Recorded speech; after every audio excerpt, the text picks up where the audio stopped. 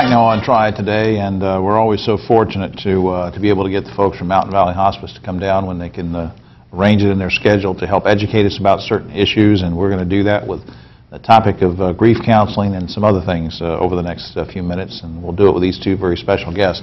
Lori Bates, our director, next to me is a first-time guest of the show, and he's Ben Webb, and Ben is a Bereavement Coordinator for Mountain Valley Hospice and Palliative Care, and next to him is our good friend who's been here many times before, Sheila Jones, Director of Marketing and Development for Mountain Valley Hospice and Palliative Care. Welcome, folks. Good to see you. Glad to be here.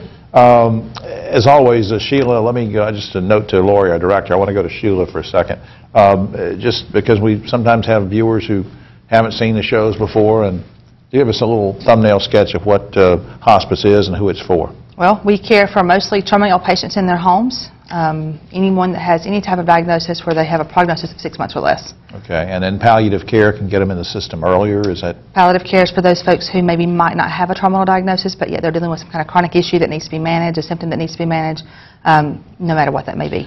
Let's talk about grief counseling, and Sheila, I want to start with you since I have you down there.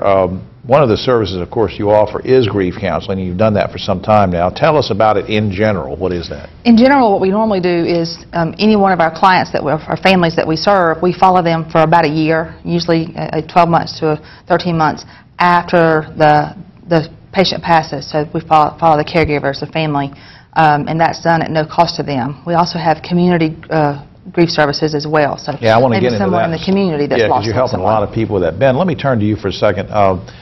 There's a difference in the grief that people go through if they're a child, if they're an adult, if they're a veteran. I mean, there's all sorts of things. How do you make that work?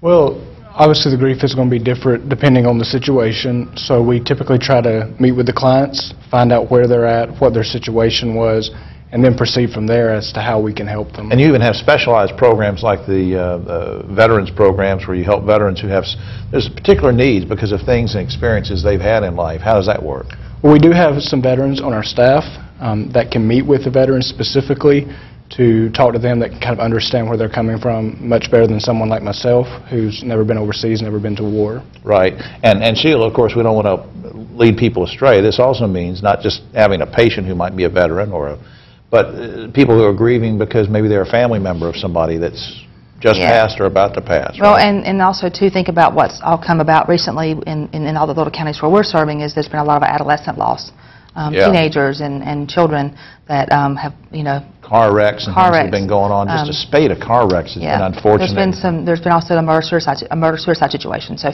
you think about all those friends and the connectivity with those children and all that.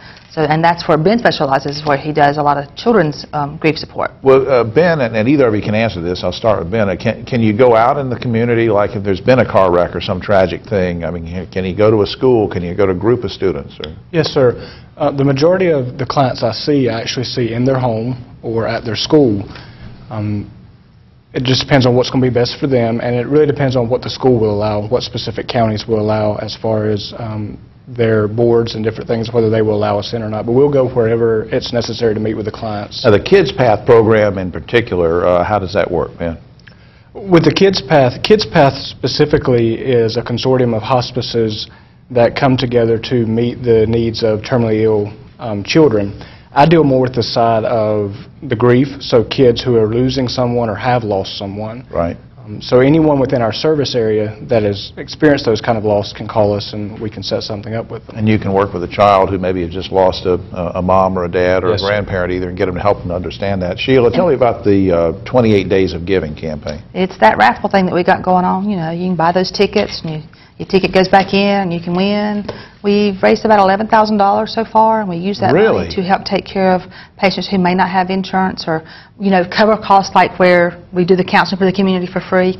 That's how we use those dollars. People can still get tickets. Yeah, where can that? Well, I'm going to put up the website here, and then correct me if I get the phone number wrong, but it's www.mtmvalleyhospice.org, and I've got 789-2922. Is that a good general number? That is a good general number. They can ask for someone in the marketing or fundraising department. They can ask for me. You can get those tickets at any one of our 7 locations. That's great. Or talk to a volunteer. Raffle tickets to support hospice, and also if you have questions about Kids Path, if you have questions about grief counseling, and just questions in general about maybe your family wants to talk with someone about hospice services in general, because that's a situation you need to face in your family. Please do that, and the information we gave you on screen.